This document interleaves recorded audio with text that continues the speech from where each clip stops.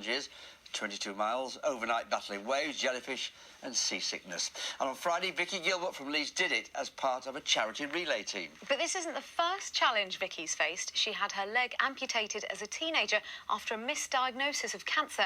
And last year, she underwent surgery, chemotherapy and radiotherapy for breast cancer. Well, Vicky joins us now. Vicky, just going back to that jellyfish and battling those seas, what was it that made you think, yeah, I'll have some of that, and all with no wetsuit either? Yes, just in a swimsuit. I did a challenge for the charity Aspire 2 years ago, swimming the equivalent of the Channel in a swimming pool, and they saw me swimming and invited me to apply to swim the relay in 2018, and in between, as you've mentioned, I unfortunately got diagnosed with breast cancer. So things were on hold a little, but they still contacted me, and I said, well, actually, I've not been very well since then, but they still encouraged me to come along, and I still thought it was a good idea to try and come back, especially after the cancer.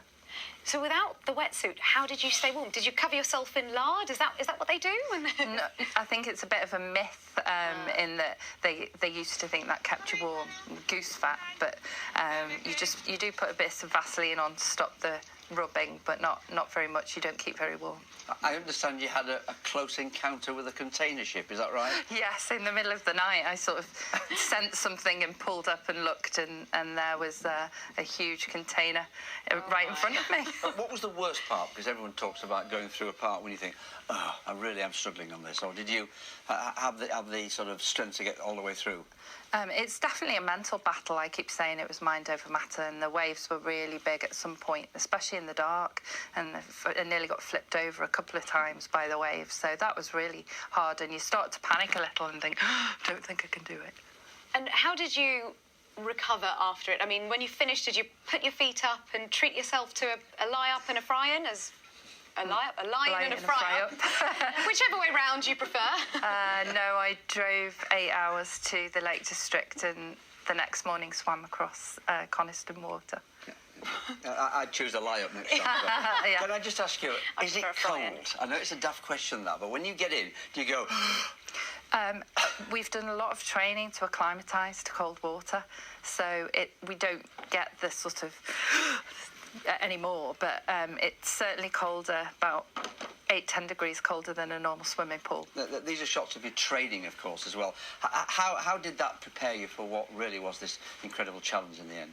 Yeah, it was really good because you got used to swimming in open water and having to sort of get your bearings, and also to get used to the temperature, really. But because we've had such a lovely summer, the lakes of Yorkshire have been sort of 20 and 22, yeah, which have been amazing. Balmy, yeah. I know, it's tropical. What next?